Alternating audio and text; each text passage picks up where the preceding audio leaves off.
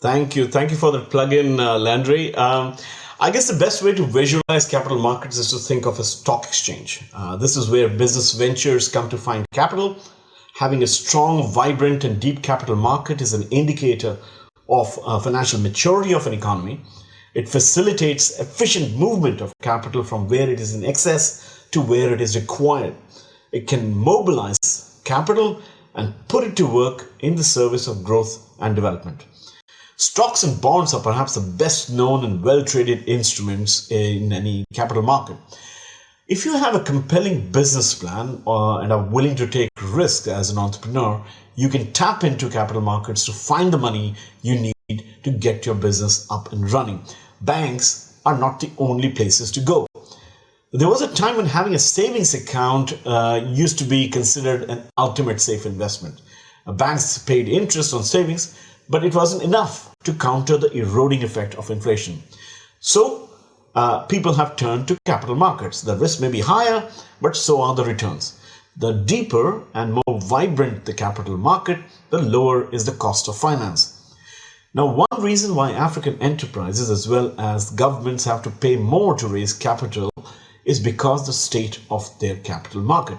In 1990, there were only 9 stock exchanges in the whole of Africa. Now there are at least 36 fully operational ones. But with the sole exception of the Johannesburg Stock Exchange, they're almost all small and underdeveloped.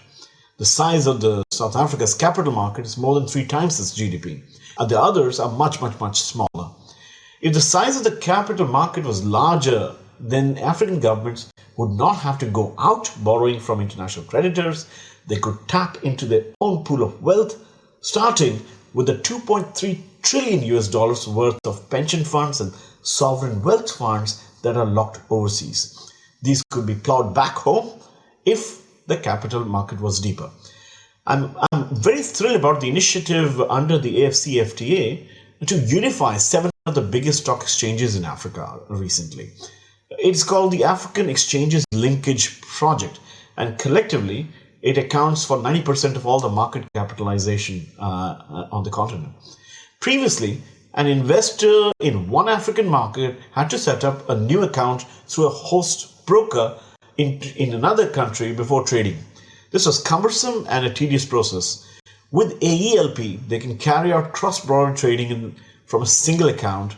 A single market operated from a single account will significantly cut transaction costs, expand the size of the capital market, and make it easy for investors to trade. I am Landry Signé, and this has been Foresight Africa. To learn more about this show and our report, visit brookings.edu/Foresight Africa podcast. The Foresight Africa podcast is brought to you by the Brookings Podcast Network. Send your feedback and questions to podcast@brookings.edu.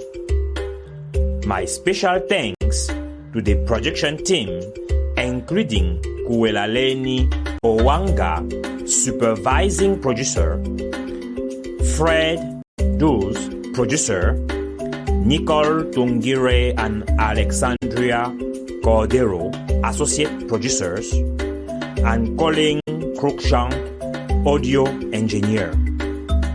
This show's art was designed by Shivanti Mendez. Additional support for this podcast comes from my colleagues in Brookings Global and the Office of Communications at Brookings.